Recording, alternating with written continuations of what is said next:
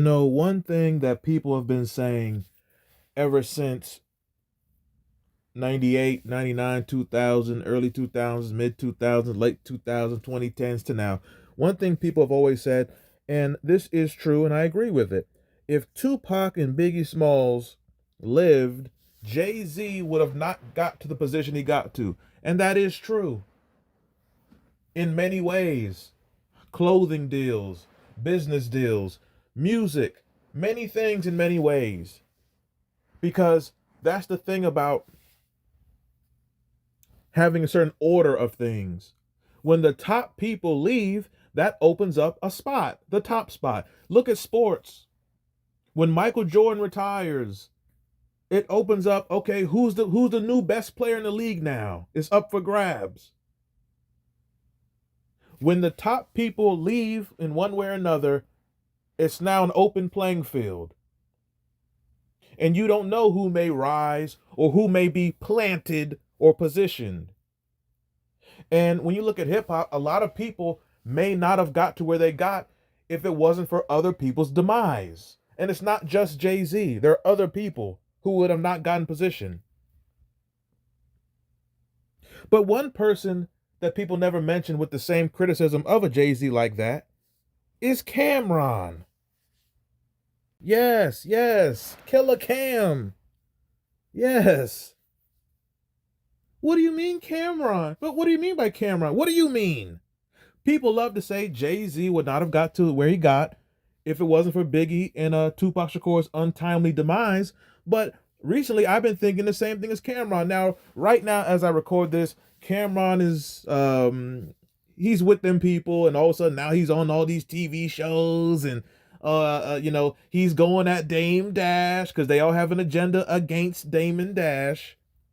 And he's burping and slurping 50 Cent. You've never seen Cameron act like this.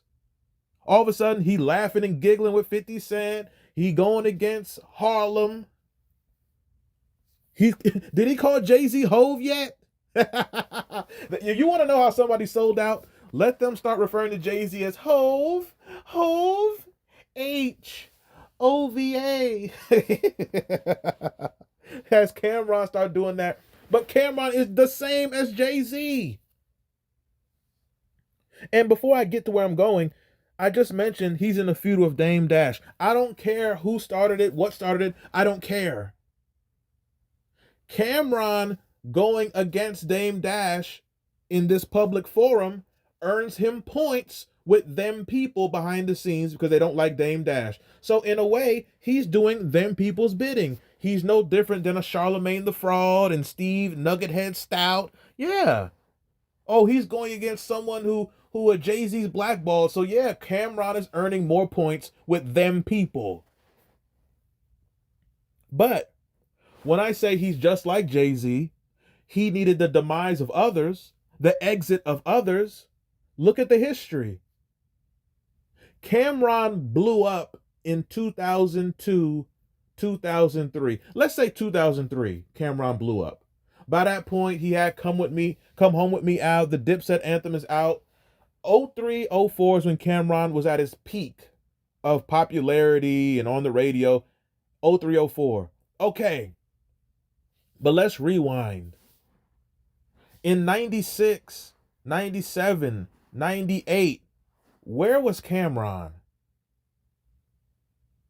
He had Confessions of Fire. 1998. Sony. Was it Epic? It was Sony Entertainment. Well, I think it was Epic as well.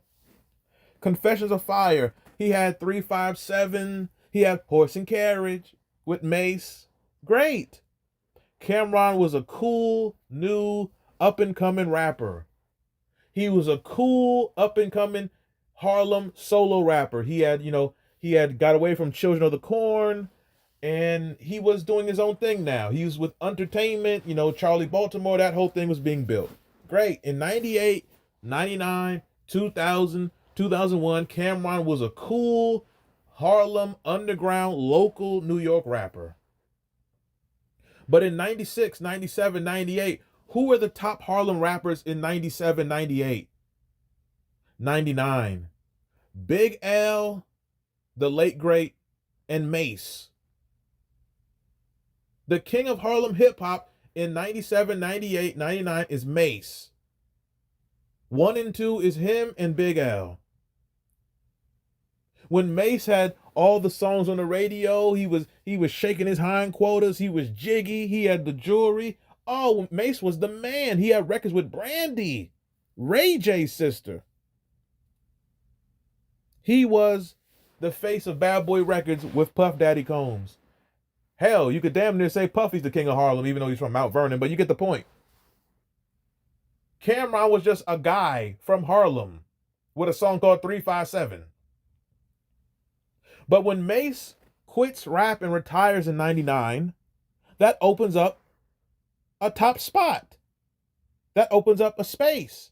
And in the same year of 99, Big L meets his untimely demise.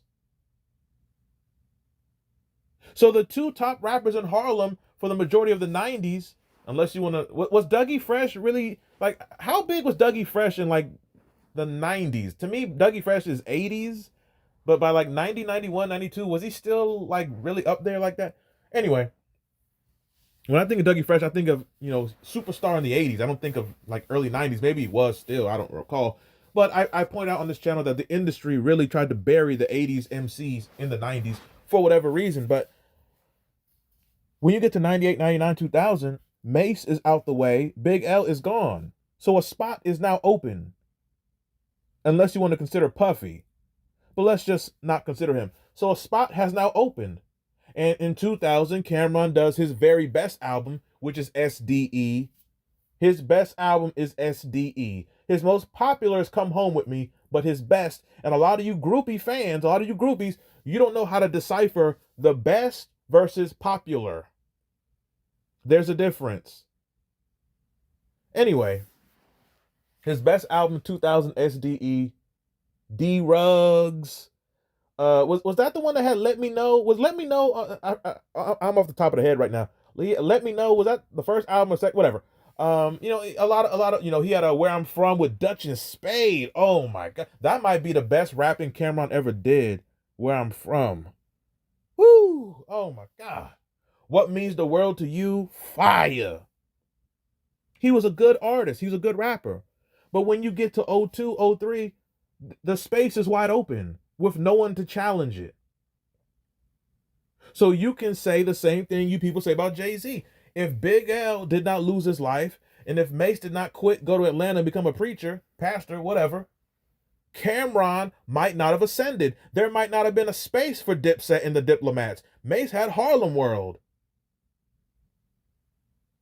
And Harlem World may have really blown up the way Dipset did had Mase continues, because Mase, he had the golden pen. He was a hit maker. He was charismatic. His flow was stolen and is still being stolen to this damn day. Kanye West still rapping like Mase.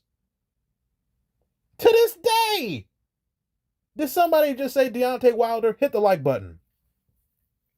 Harlem World might have been the biggest thing. You had Cardan, you had Mino, who Jay-Z destroyed. I believe you had Loon, so on and so forth. And Mase, he was, everyone wanted to work with Mase. He had Jermaine Dupri. Jermaine Dupri was on fire in that period. So Harlem World might have taken the position of the top group with Mase as the top rapper of Harlem. There may not have been a blow up of Dipset. There may not have been, because that's a real thing.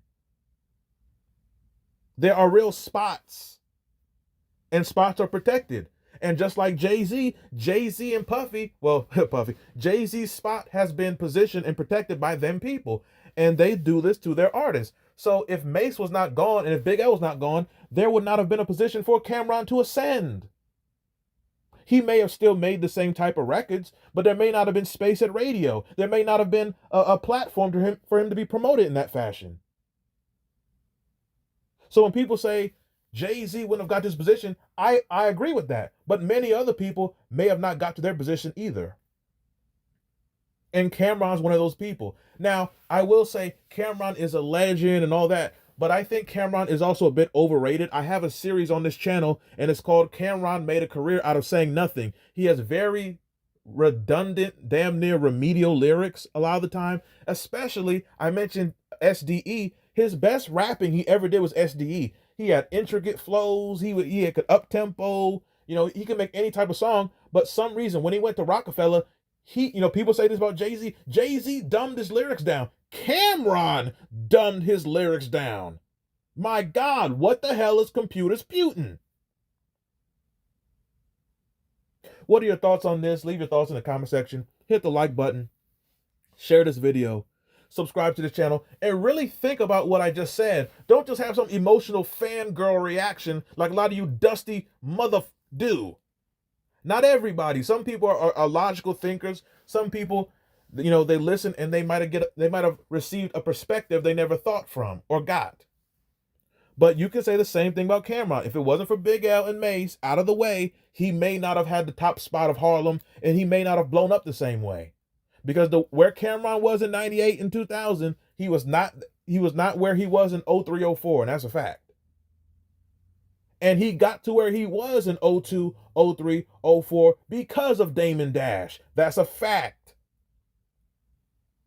With that said, I'm up out of here. If you enjoy my content, if you want to support the channel, if you have a video request, you can donate to the Cash App. It's $XDN online. Many of my videos throughout all my channels are from donations from great listeners and supporters like you who is listening right now. With that said, I'm up out of here. XDN wins, and that is it.